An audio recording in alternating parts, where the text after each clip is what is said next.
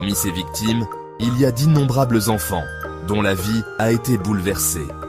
Imaginez-vous être Nasser Tanatra, 6 ans.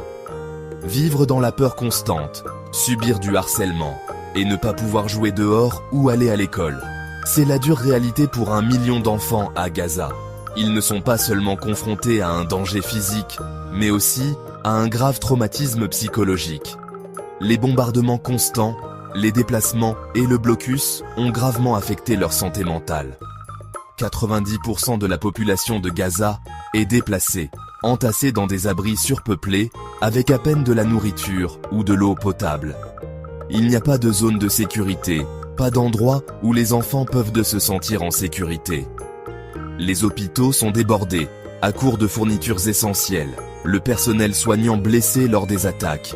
L'hôpital Kamal Adwan est l'un des nombreux hôpitaux qui luttent pour fournir des soins dans ces conditions désastreuses. Des organisations comme le Programme de santé mentale communautaire de Gaza essaient d'aider. Elles ont traité des milliers de personnes, en offrant des kits de premiers secours psychologiques et des conseils. Mais les besoins sont immenses.